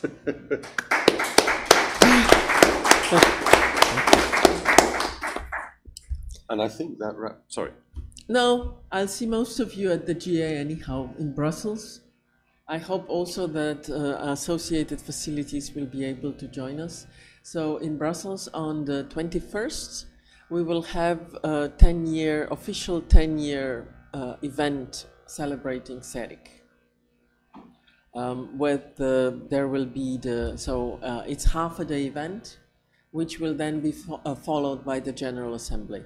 And during the event, we will have, of course, the introduction by Carlo. There will be 2 panels discussing the past and the future of Ceric. So you are warmly invited, and I hope I will see you there. Okay. Thank you. Good. So what happens? And yeah, for the rest, I will not thank you now for all the cooperation, and the past 9 years have been fantastic, and this is because of you and your efforts. I think we have achieved during the 9 years really quite, we've developed the research infrastructure in which not many, some people didn't really believe at the beginning, not the ones in this room, but yeah. Outside. Because it was started a bit in a different way. It was top-down versus all the others, which are mainly bottom-up European research infrastructures. And it brought together a variety of techniques rather than focusing on the operation of one. I think that by now we can see that there's an added value coming up with dedicated services to specific communities. Also, we discussed the life science today. We are much stronger together, and I think that particularly for this Central European area, it is extremely important to highlight the capabilities that we have and the science that we can produce. Having said this, I don't think that Ceric should be limited to Central Europe alone, because there are excellent facilities outside outside Central Europe, which are really also opportunities for us and bring great added value. So I think the model where we have members and then associated facilities which help us develop our services to the users, but also internal research is a very good combination also for the future. So with this, I didn't plan to say anything. I would just like to thank you all for the magnificent 9 years. Thank you.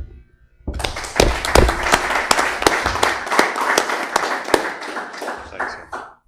So what happens next? Tour.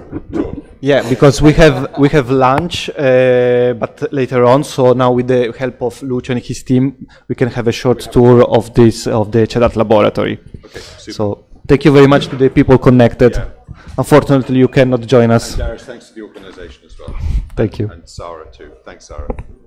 Thank you. Good. Bye. Have a nice day. We done. Lucio. Yep. Very good.